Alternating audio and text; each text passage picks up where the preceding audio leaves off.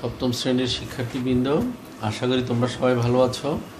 আমরা আমাদের লাস্ট শেষ ক্লাসে আলোচনা করছিলাম পার্টস অফ স্পিচ নিয়ে। সেই পার্টস অফ স্পিচের মধ্যে আমরা নাউন, প্রোনাউন এবং অ্যাডজেক্টিভ আলোচনা করেছিলাম। আজকে আমরা এর পরবর্তী অর্থাৎ পার্টস অফ স্পিচ 8 প্রকারের মধ্যে নাউন, প্রোনাউন, অ্যাডজেক্টিভ গেলে বাকি 5 প্রকার, যেমন verb, adverb, preposition, conjunction, interjection, সেগুলোর দিকে আমরা এখন আলোকপাত করব। তো ঠিক আছে, চলো আমরা আমাদের পাঠ্যে মনোযোগ দিই। তোমরা একটু এই লেসনের দিকে তাকাও। এখানে কিছু জাম্বল ওয়ার্ড অর্থাৎ অগোছালো কিছু শব্দ দেওয়া আছে, যেমন an, is, country, independent Bangladesh. তো এটা সাজিয়ে কি হতে পারে তোমরা নিজের একটু গ্যাস করো তো দেখি, যে এটাকে আমরা যদি সাজাতে যাই তাহলে কি হতে পারে। তোমরা একটু গ্যাস করো। রাইট, হ্যাঁ, এই তো কয়েকজন খাতা দাও, আমাকে দেখাচ্ছ যে কয়েকজন হয়ে গেছে বলছো, ফাইন। আমরাও এবার দেখি কি হতে পারে। প্রথমে যেমন বাংলাদেশ, তারপর আসছে ইজ, তারপর এন, বাংলাদেশ ইজ এন, হ্যাঁ গুড, ইন্ডিপেন্ডেন্ট কান্ট্রি। তো বলে ফেলেছে তোমাদের সহপাঠীর অনেকেই। আসলে তোমরা ভালো ছাত্র, তোমরা ছাত্রছাত্রী হিসেবে খুবই ভালো, তোমরা মনোযোগ দিয়ে পড়ালেখা করে বোঝাচ্ছে Bangladesh is an independent country. তাহলে এখানে তোমরা আগে যে পড়েছিলে মনে আছে বাংলাদেশ কোন পার্টস অফ স্পিচ হবে? Noun, fine. তারপরে এবার আসো ইজ, ইজটা হচ্ছে ভার্ব। ইজকে কোন ধরনের ভার্ব বলে জানো তোমরা? ইজের এই তো কেউ বলেছে টু বি ভার্ব, আরেকজন বলেছে অক্সিলিয়ারি ভার্ব। ঠিক আছে, দুইটাই সঠিক। ইজ টু বি ভার্ব হয়, অক্সিলিয়ারি ভার্ব হয়। এটা আমরা যখন ভার্ব নিয়ে আলোচনা করবো তখন বিস্তারিত দেখবো। এখন আমরা জেনে নিলাম যে এটা ভার্ব। পর রয়েছে এন, এন মানে এ বা ওয়ান, এর শর্ট ফর্ম হচ্ছে এন। আমরা অ্যাডজেক্টিভের মধ্যে একটু করে আলোচনা করেছিলাম যে সংখ্যা বা পরিমাণ বোঝায়, এন দিয়ে একটি বোঝায়, এটা অ্যাডজেক্টিভ। ইন্ডিপেন্ডেন্ট এবং কান্ট্রি। ইন্ডিপেন্ডেন্ট শব্দটা যদিও বা ইন্ডিপেন্ডেন্স হচ্ছে নাউন, ইন্ডিপেন্ডেন্ট মূলত অ্যাডজেক্টিভ এখানে, আর কান্ট্রি হচ্ছে নাউন। তাহলে আমরা নিশ্চয়ই তোমরা বুঝে ফেলেছো যে আমরা কি নিয়ে আলোচনা করতে যাচ্ছি। আগেই বলেছি পার্টস অফ স্পিচ। গুড, আজকে আমাদের পার্টস অফ স্পিচের মধ্যে যেটা দেখবো সেটা হচ্ছে অ্যাডভার্ব নিয়ে আমরা আলোচনা করব, যে অ্যাডভার্ব কি। তো দেখো বলা হয়েছে অ্যাডভার্ব ইজ মডিফাইং ওয়ার্ড। তোমাদের মনে আছে অ্যাডজেক্টিভ কি বলা হয়েছিল? Adjective is qualifying word. Adjective ছিল কোয়ালিফাইং ওয়ার্ড, অর্থাৎ নাউন বা প্রনাউনকে কোয়ালিফাই করে, অর্থাৎ নাউন প্রনাউনের দুষ্গুণ, অবস্থা, সংখ্যা, পরিমাণ বোঝায়। আর অ্যাডভার্ব ভার্বকে কোয়ালিফাইং করে, মডিফাইং করে। অ্যাডভার্ব ভার্বকে মডিফাইং করে, অর্থাৎ ভার্ব কখন, কোথায়, কীভাবে হচ্ছে সেটা বোঝায়। আমরা এখানে কিছু আন্ডারলাইন ওয়ার্ড আছে, এগুলোর দিকে খেয়াল করি। এক নাম্বার আছে হি ওয়াক্স স্লোলি, হি ওয়াক্স স্লোলি। দ্বিতীয়টা হচ্ছে করিম ইজ ভেরি হ্যাপি, এবং থার্ডে আছে হি ওয়াক্স ভেরি স্লোলি। প্রথমে দেখো হি ওয়াক্স স্লোলি, এখানে স্লোলির নিচে আন্ডারলাইন করা আছে। দ্বিতীয়টাতে আছে করিম ইজ ভেরি হ্যাপি, ভেরি নিচে আন্ডারলাইন করা আছে। এবং তৃতীয় এক্সাম্পলটা দেখো হি ওয়াক্স, ওই যে স্লোলি ওইটার আগে ভেরি দিয়ে হি ওয়াক্স ভেরি স্লোলি করেছে, এখানে আবার ভেরি নিচে টান দেওয়া আছে। এই যে শব্দগুলো মূলত কি বোঝাচ্ছে? এখানে ভার্ব হচ্ছে, হ্যাঁ গুড, ভালো বলেছে, ভার্ব হচ্ছে ওয়াক্স। ওয়াক্স হতো হাঁটা, তাহলে সে কিভাবে হাঁটে সেটা বোঝানো হচ্ছে এখানে, যে হি ওয়াক্স স্লোলি, সে ধীরে ধীরে হাঁটে। তাহলে ক্রিয়া কখন, কোথায়, কিভাবে হয় সেটা বোঝায় হলো অ্যাডভার্ব। অ্যাডভার্বকে আমরা বলেছিলাম যে মডিফাইং ওয়ার্ড। কাকে মডিফাই করে? ভার্বকে, অর্থাৎ কাজটা কোথায় হচ্ছে, কখন হচ্ছে, কীভাবে হচ্ছে সেটা বোঝায়।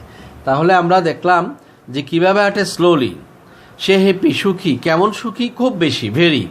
এবং লাস্টে আবার স্লোলি তো হাঁটে, এটা অ্যাডভার্ব। তারপর আবার কতটা স্লোলি সেটা বোঝানোর জন্য ভেরি ব্যবহার করা হয়েছে। তাহলে the adverb is a word that modifies a verb, an adjective or another adverb. মানে অ্যাডভার্ব শুধু ভার্বকে মডিফাই করবে সেটা নয়, সে অ্যাডজেক্টিভ আবার আরেকটা অ্যাডভার্বকে মডিফাই করতে পারে। তো এখন আসো আমরা নেক্সট বিষয়টা খেয়াল করি। এখানে আছে হচ্ছে, এখানে কিছু দেখো, এখানে এই যে প্যাসেজটা পরে ভালো করে এখান থেকে আমরা কিছু করব, মানে অ্যাডভার্ব জাতীয় শব্দ, অ্যাডভার্বগুলোকে আইডেন্টিফাই করবো। হি গোজ টু স্কুল রেগুলারলি। তোমরা প্যাসেজটা লিখতেও পারো, বা শুধু অ্যাডভার্ব ওয়ার্ডগুলো লিখতে পারো, বা প্যাসেজটা লিখে অ্যাডভার্বগুলো আন্ডারলাইন করতে পারো। He goes to school regularly, we really enjoyed our picnic, some students are playing in the field, come and meet us next week. এই যে এখানে প্রথম লাইনটা হচ্ছে he goes to school regularly, দ্বিতীয় লাইনটা we really enjoyed our picnic. তৃতীয় লাইনটা আছে some students are playing in the field, and last আছে come and meet us next week. এই লাইনগুলোর মধ্যে প্রতিটা লাইনেই অ্যাডভার্ব আছে। অ্যাডভার্বগুলো কোনটা সেটা তোমরা আন্ডারলাইন করো। আশা করি তোমরা ইতিমধ্যে অনেকে খাতা উঠিয়ে দেখাচ্ছে যে ওরা কাজটা সেরে ফেলেছে। ধন্যবাদ। আমরা এবার একটু মিলিয়ে দেখি, আসো উত্তরগুলো আমরা মিলিয়ে দেখব। তাহলে আচ্ছা ঠিক আছে, আমরা এই তোমরা যে এগুলো দেখাচ্ছ এখানে, হ্যাঁ প্রথম লাইনে আমরা উত্তরটা আমি বলছি, তোমরা একটু মিলিয়ে নাও। প্রথম লাইনে রেগুলারলি হচ্ছে adverb. Yes, he goes to school regularly, কারণ সে স্কুলে যায়। তাহলে এখানে এই মানে কাজটা সে কি নিয়মিত করে না অনিয়মিত করে, কিভাবে করে সেটা বোঝাচ্ছে, এই জন্য রেগুলারলি এটা হচ্ছে adverb. We really enjoyed our picnic, এই যে রিয়েলিটা হচ্ছে এখানে অ্যাডভার্ব। আমরা আসলেই আমাদের পিকনিকটা এনজয় করেছিলাম। এনজয়েড হচ্ছে অ্যাডজেক্টিভ, এখানে ভার্ব, সরি এনজয়েড হচ্ছে ভার্ব, এটাকে রিয়েলি দিয়ে মডিফাই করা হয়েছে। সাম students are playing in the field, এখানে কিন্তু মূলত সাম students are playing in the field, এখানে মূলত ওই ফিল্ড যে শব্দটা, অ্যাডভার্ব অফ প্লেস যেটা আমরা বলি, অ্যাডভার্ব অফ প্লেস মানে স্থান প্রকাশ করা হচ্ছে। এবং come and meet us next week, কখন আমাদের সাথে দেখা করবে, নেক্সট উইক, পরের সপ্তাহে। নেক্সট উইকটা হচ্ছে এখানে অ্যাডভার্ব। তো ঠিক আছে, আমরা আমাদের পরের লেসনে যাচ্ছি। আমরা প্রিপোজিশন নিয়ে আলোচনা করবো এখানে। যে প্রিপোজিশনকে বলা হয়েছে রিলেটিভ ওয়ার্ড। তোমরা আগে প্রোনাউন সম্বন্ধে পড়েছিলে, সেটাও এক ধরনের রিলেটিভ ওয়ার্ড। প্রোনাউনটা এক ধরনের রিলেটিভ ওয়ার্ড, তবে প্রোনাউনটা মূলত নাউন এর পরিবর্তে কাজ করে। আর প্রিপোজিশনটাও রিলেটিভ ওয়ার্ড, তবে সে নাউন বা প্রোনাউনের পূর্বে বসে সে বাক্যের অন্যান্য ওয়ার্ডের সাথে নাউন বা প্রোনাউনের সম্পর্ক স্থাপন করে। আমরা সাধারণত ছেলেমেয়েদেরকে অনেক ক্ষেত্রে বোঝানোর সময় যে ঘটক শব্দটা ব্যবহার করি। তোমরা নিশ্চয়ই ঘটক শব্দের সাথে কেউ বলতে পারো ঘটক কাকে বলে? গোট, হ্যাঁ, ওর আইডিয়া আছে। তোমার ভাই বোন কি বিয়ে হয়েছে কারো? আচ্ছা, তাহলে ওই যে ঘটক হচ্ছে এক পরিবারের মেয়ে আর এক পরিবারের ছেলে, এদের মধ্যে একটা সম্পর্ক স্থাপন করিয়ে দেয়। ঠিক আমাদের ঘটক হচ্ছে এই প্রিপোজিশন, সেও সেন্টেন্সের অন্যান্য যে পার্টস অফ স্পিচগুলো রয়েছে, বিশেষ করে নাউন বা প্রোনাউনের পূর্বে বসে সে অন্য পার্টস অফ স্পিচগুলোর সাথে সেন্টেন্সের যে অন্য শব্দগুলো তার সাথে সম্পর্ক স্থাপন করিয়ে দেয় প্রিপোজিশন। এই জন্য একে আমরা রিলেটিভ ওয়ার্ড বলি, অর্থাৎ সে একটা ঘটকের মতো কাজ করে। তো আসো আমরা দেখি, প্রি শব্দের অর্থ হচ্ছে পূর্বে। প্রি শব্দের অর্থ পূর্বে, আর পজিশন মানে অবস্থান। তার মানে প্রিপোজিশনগুলো পূর্বে অবস্থান নেয়। এখন কথা হচ্ছে কার পূর্বে, সেটা হচ্ছে আমরা এখানে একটু কয়েকটা উদাহরণ দেখি। যেমন দেখতে পাচ্ছ এখানে কি দেখতে পাচ্ছ, একটা টেবিল, হ্যাঁ রাইট, একটা টেবিল, টেবিলের উপরে কি আছে, একটা বই আছে। গুড। তাহলে the book is on the table, আমরা যদি the book is on the table, আমরা যদি অন কথাটা এখানে যদি না বলে যদি বলি the book is the table, হ্যাঁ হ্যাঁ, এই যে ও আসছে, দেখো এই যে তোমাদের কয়েকজন, হ্যাঁ, কারণ শব্দ বাক্যটা শুনতেই দেখো আমার হাসি শোনাচ্ছে। The book is the table মানে বইটা হয় টেবল, এটা আবার কেমন ধরনের বাক্য হলো? আসলে বইতে কখনো টেবিল হতে পারে না। টেবিল আর বইয়ের মধ্যে যে রিলেশন সম্পর্ক, এটা হওয়া সম্পর্ক হতে পারে না। বইটা হয় টেবিলের নিচে হবে, না হয় উপরে হবে, না হয় পাশে হবে, এরকম কোনো না কোনো অবস্থানে থাকবে, পজিশন থাকতে হবে, রাইট। এই জন্যই অন শব্দটা দিলে বাক্যটা কি হয়, মিনিংফুল হয়। এবং এর এখানে অনটা হচ্ছে টেবল এবং বুকের মধ্যে একটা রিলেশন মেকার, এই জন্যই সে রিলেটিভ ওয়ার্ড, সম্পর্ক স্থাপনকারী শব্দ অন। তারপরে আছে দেখো, কান্না করছে বেবি না? তোমরা এরকম ছোটবেলায় কান্না করেছ। হি ফেসড অ্যাট মি, এই যে হি ফেসড অ্যাট মি, এখানে খেয়াল করো, এই হি ফেসড মি যদি আমরা বলি এটা আরেকটা মিনিং হয়ে যাবে, হি ফেসড মি। আর এখানে হি ফেসড অ্যাট মি, সে তাকালো, তবে সে যে তাকালো কার দিকে? আমার দিকে। তাহলে এই যে আমার দিকে, কোনো কিছু দিকে বা প্রতি, এখানে মিয়ের সাথে রিলেশন সম্পর্ক হচ্ছে অ্যাট দিয়ে, এখানে একটাও কিন্তু প্রিপোজিশন। এখন দেখো সূর্যের চারদিকে পৃথিবী ঘুরে, তোমরা তোমাদের বিজ্ঞান বা সমাজবিজ্ঞান বিজ্ঞান বই পড়ে এসেছো সৌরজগৎ, সেখানে তোমরা পেয়েছো না, the earth moves round the sun, right. তো এখানে দেখো the earth moves round the sun, the সানের সাথে আর্থের রিলেশন কি, সম্পর্ক কি? এই যে ঘুরে, এটা আর্থ ঘুরে, কিন্তু আর্থ যে ঘুরে কাকে কেন্দ্র করে? পৃথিবীর সূর্যের চারদিকে, এই যে চারদিকে রাউন্ড, এটা কিন্তু একটা প্রিপোজিশন, কারণ পৃথিবী এবং সূর্যের সম্পর্কটা স্থাপন করছে এই রাউন্ড শব্দ দিয়ে, এই যে দেখো এসেছে the earth moves round the sun, the earth moves round the sun, সূর্য পৃথিবীর চারদিকে ঘুরে, এখানে রাউন্ড হচ্ছে প্রিপোজিশন। এবার দেখো cat, cat right, pat cat. কারো আছে তোমাদের, কারো কি পোষা বিড়াল আছে? কেউ পোষো বিড়াল? হ্যাঁ, বিড়াল পোষো ভালো কাজ, কিন্তু খুব পরিষ্কার রাখতে হবে, কারণ না হলে কিন্তু বিভিন্ন রোগ ছড়াতে পারে, এটা তোমরা খেয়াল রেখো। আচ্ছা, এখন দেখো দি cat is in the box, বিড়ালের বাচ্চারা কোথায় আছে? বিড়ালটা একটা বাক্সের বাহিরে না ভিতরে? বাক্সের ইন দ্য বক্স, ভিতরে। আমরা যদি বলি দি cat is the box, right, এটা একটা হাস্যকর ইংরেজি হয়ে যাবে, হাস্যকর বাক্য হয়ে যাবে। The cat is the box কী করে হবে? এখানেও মাঝখানে প্রিপোজিশন ইন বা আউটসাইড দ্য বক্স বা এরকম একটা কিছু প্রিপোজিশন না দিলে এই বক্সের সাথে ক্যাটের রিলেশন মেক হবে না। তাহলে a preposition is word placed before a noun or pronoun to show its relation with another noun or pronoun or same or some other words in a sentence. যাকে বলেছিলাম বাক্যে নাউন বা প্রনাউনের পূর্বে বসে অন্য পার্সপেক্টিভের সাথে সম্পর্ক স্থাপন করে, এদেরকে আমরা প্রিপোজিশন বলে থাকি। আচ্ছা, তাহলে আশা করি তোমাদের কারো কোনো বুঝতে অসুবিধা হলে তোমরা সেটা অনলাইনে, যেহেতু আমরা ফেস টু ফেস পাচ্ছি না, তোমরা ওভার মোবাইলে তোমরা ক্লিয়ার হয়ে নিও পড়তে গিয়ে কোনো প্রবলেম হলে, এবং আমরা একটু কাজ করব এখানে ওই আগের মতোই প্রিপোজিশনগুলো আমরা আইডেন্টিফাই করার চেষ্টা করব।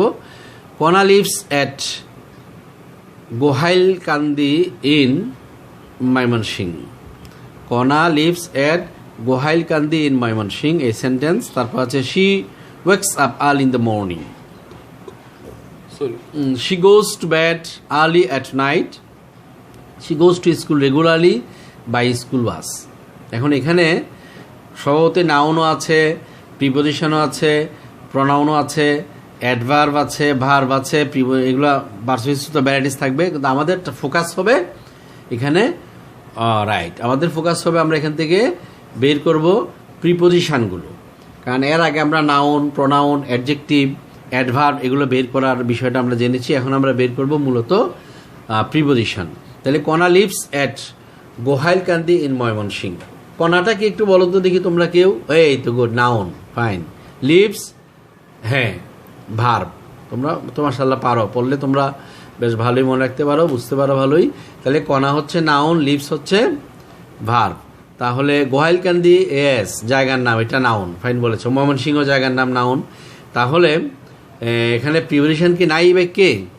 আচ্ছা, এই যে তোমাদের সবাই বলেছে স্যার এখানে দুইটা প্রিপোজিশন আছে, শুধু একটা নয়, দুইটা। হ্যাঁ, কি কি? গুড, অ্যাট এবং ইন। অ্যাটও প্রিপোজিশন, ইনও প্রিপোজিশন। তবে দুইটা প্রিপোজিশনের মধ্যে একটু বিষয় হচ্ছে, আমরা আরও ডিটেলস যখন পড়বো জানতে পারবো, যখন আমরা আলাদা আলাদা প্রিপোজিশন, ভার্ব, অ্যাডজেক্টিভ এগুলো নিয়ে আলাদা আলাদা পড়বো, তখন আরও ডিটেলস আমরা যাব। এখানে অ্যাট ছোট জায়গার আগে বসে এবং ইন বড় জায়গার আগে বসে। এখানে ময়মনসিংহ গোহাইলকান্দিতে নাকি গোহাইলকান্দি ময়মনসিংহে?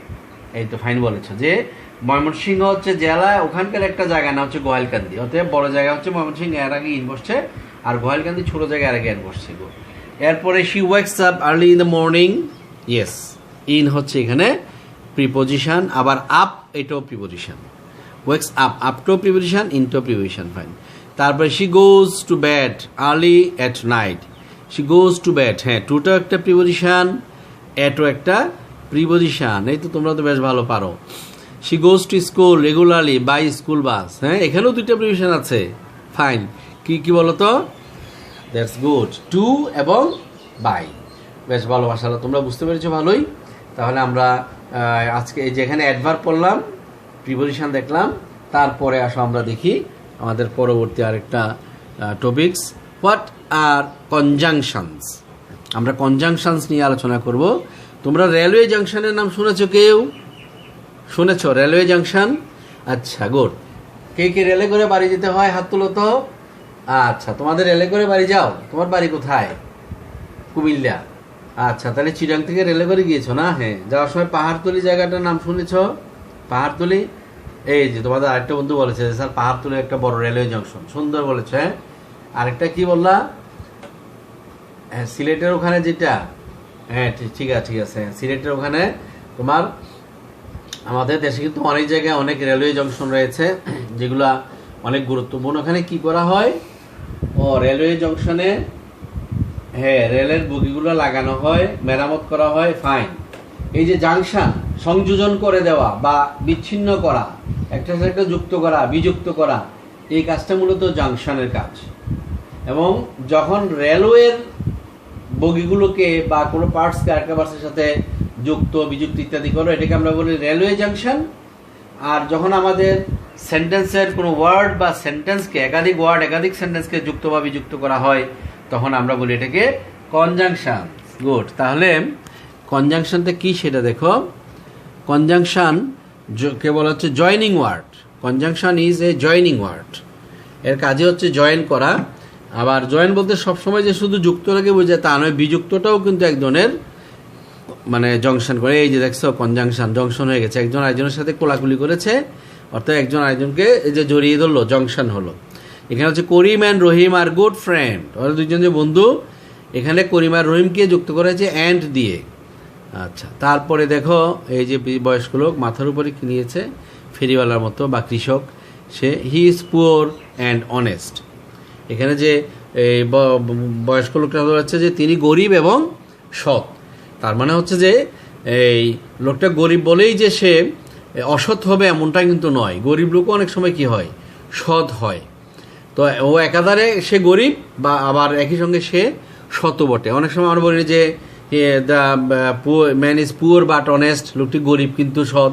তার মানে সাধারণত গরিব হলে সৎ থাকাটা কষ্টকর, তারপরেও সে সৎ হতে পারে, সেক্ষেত্রে আমরা বাট বলি।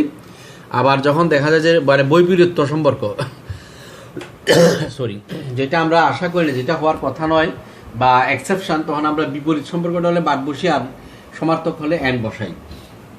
তাহলে এখানে আমরা অ্যান্ড পেলাম কনজাংশনের। Conjunction, a conjunction is a word which joins two or more words, phrase or sentences. তাহলে এরপরে যেটা আমরা তাহলে তাহলে আমরা এই যে কনজাংশনের এর আগে আমরা অ্যাডভার্ব ফাইন্ড আউট করেছিলাম, প্রিপোজিশন ফাইন্ড আউট করেছিলাম। এখন এই পেয়ার ওয়ার্ডটা থেকে তোমরা কনজাংশনটা ফাইন্ড আউট করে রাখবা। কনজাংশনগুলো প্যাসেজ থেকে আন্ডারলাইন করলে পারো, আবার শুধু কনজাংশন ওয়ার্ডগুলো তোমরা লিস্ট করলে পারো। তারপর আমরা নেক্সট ক্লাসে ওইগুলো মিলিয়ে নিব আমাদের উত্তরপত্রের সাথে। তোমরা ভালো থাকবে সবাই। কোনো অসুবিধা হলেও ওভার টেলিফোনে তোমরা ক্লিয়ার হয়ে নিও প্রয়োজনে। মোবাইল নাম্বার তো সবার কাছে আছেই। তোমরা রেগুলার কাজগুলো দেখবে, কাজগুলো আমরা দিব সেগুলো করবে। ঠিক আছে, তাহলে আল্লাহ হাফিজ।